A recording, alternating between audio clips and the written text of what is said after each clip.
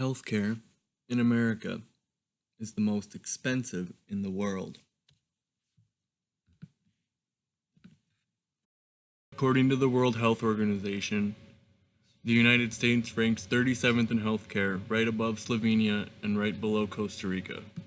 The United States healthcare system is actually more complicated than most. The United States has what is called a multi-payer system, where healthcare is divided between the public and the private sector. Things like Medicaid and Medicare would be in the public sector, while insurance companies like Blue Cross Blue Shield and Aetna would be in the private sector. About 60% of Americans have private insurance. About 15% of Americans are on Medicare, which is America's healthcare system for the elderly, and about 18% of Americans are on Medicaid, America's healthcare system for the poor.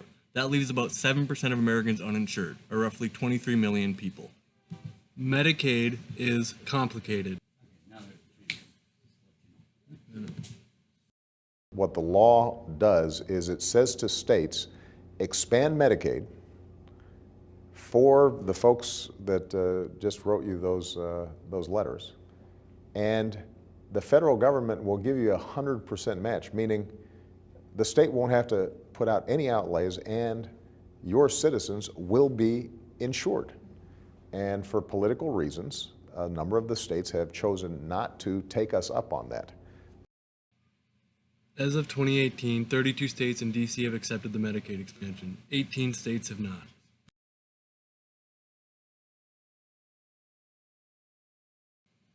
"100% of the Medicaid expansion was covered by the federal government until January 1st, 2018. After that, the federal government covered 90% of the costs, leaving the rest to the states. The limit a person can make to receive the Medicaid expansion is $16,882, or the federal poverty level. States that haven't expanded Medicaid have less access to care. A person living in poverty in Texas would not qualify for Medicaid, while at the same time, that same person living in Minnesota would qualify for the Medicaid expansion. This is fundamentally unfair. Everyone living in the United States should have equal access to care. Medicare is the closest we have to a single-payer system.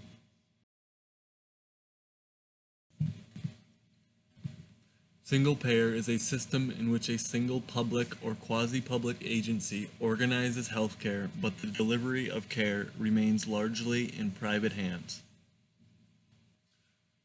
So let's talk a little bit about how Medicare is run. Medicare Part A covers you if you are hospitalized.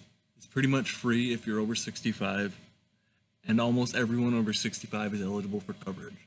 Medicare Part B covers outpatient services, sometimes deferred by people who still get insurance from their jobs, and has a pretty low deductible. And coinsurance is 20%. Medicare Part C, aka Medicare Advantage, is an opportunity for private companies to offer Medicare-like benefits to consumers as an alternative, and if they can do it cheaper than the government, they get to keep the profits.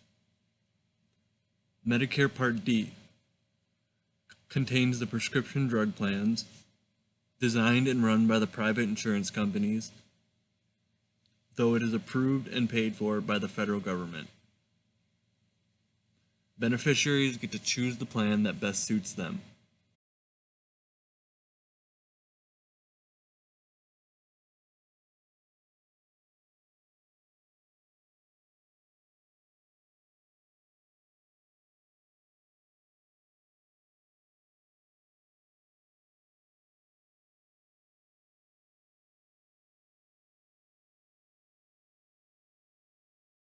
The flaw of for-profit health insurance.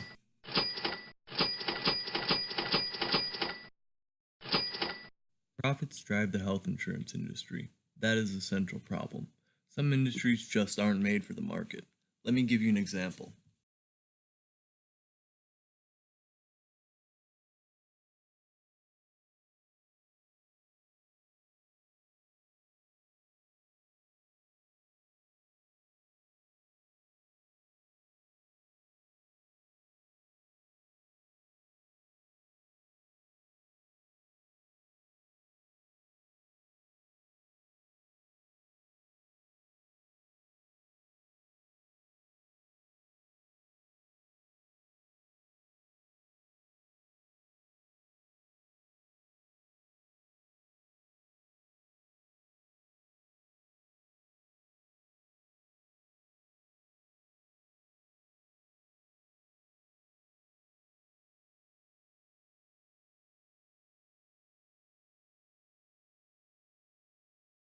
a very easy concept everybody can understand.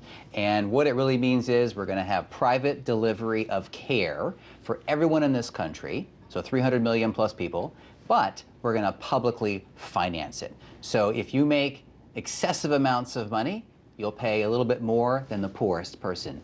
We will all pay, in general, 95% of us, almost all of us, will pay what we pay now or less in single-payer national health insurance, yet we'll have a full range of benefits from the day we're born to the day we die. No copays, no deductibles, and no premiums. I know it sounds too good to be true, but that's what's been happening. We've been lied to, and the truth has been kept from us until very recently now, where people are sort of waking up to the reality of what life should be like in this country for everyone.